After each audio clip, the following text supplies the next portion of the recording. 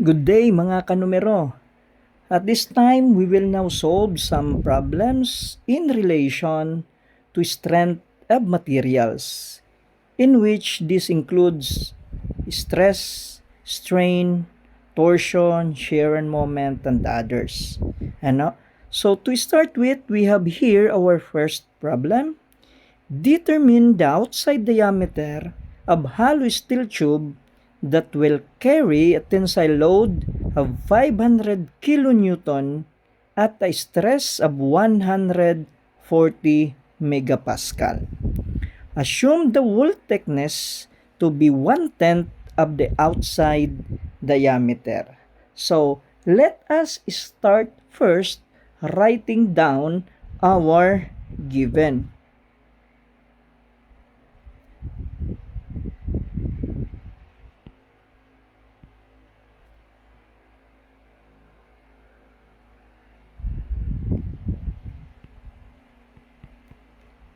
We have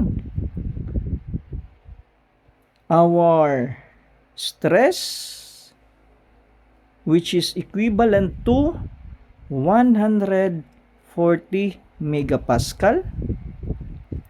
The other one is our force, which is equal to 500 kilonewton.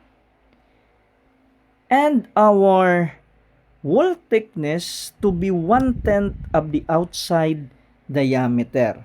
So, our required, mga kanumero, is the value of our D. Okay? So, let us now start solving our problem. First is to write down for our formula, which is the shearing stress is equal to our force over the area.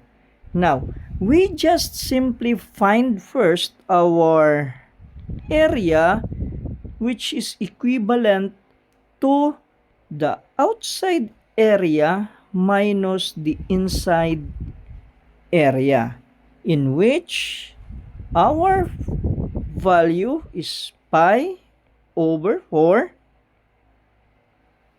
times d to the power of 2 minus 4d over 5 raised to the power of 2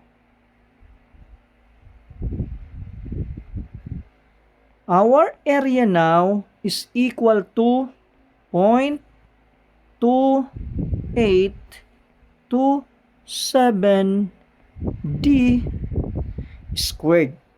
Okay?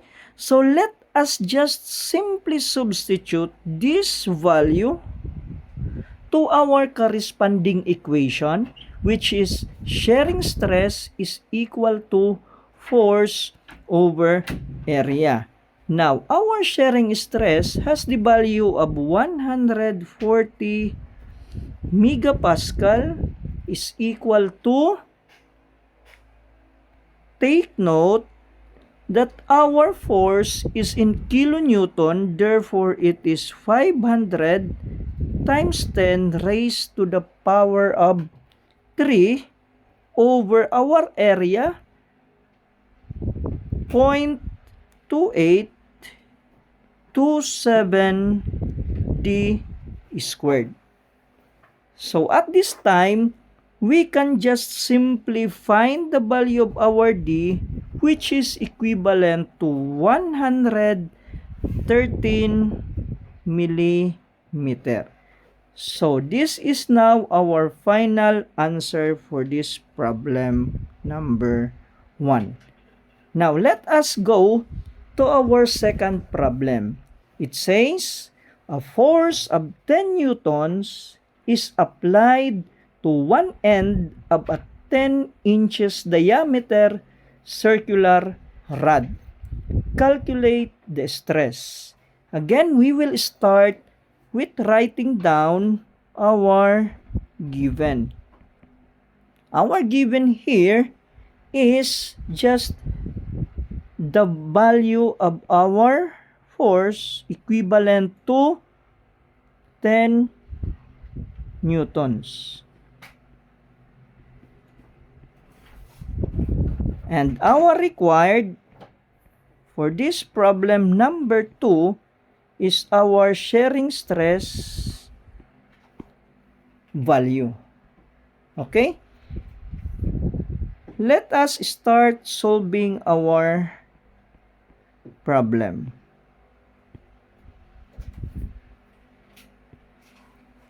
Stress is equal to our force over the area,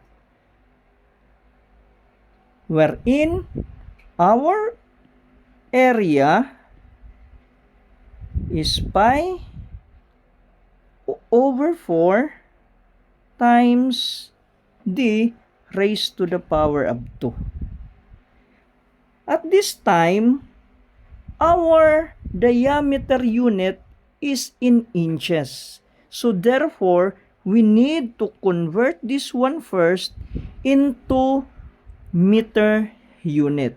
So from 10 inches multiplied by 2.54 centimeter, which is equivalent to 1 inch, and 1 meter over 100 centimeter. So the value now of our D is equivalent to 0.254 meter. Okay? Now, at this time, we just simply substitute this value that we have in here now, which is our force and the given D, for finding the value of our area. So, our required is shearing stress is equal to 10 over pi over 4 times 0.254 raised to the power of 2. We have 197 Pascal or 0.197 kilopascal. So mga kanumero, this is now our final answer. So that's all. Thank you. Just simply follow, share, and subscribe for more videos.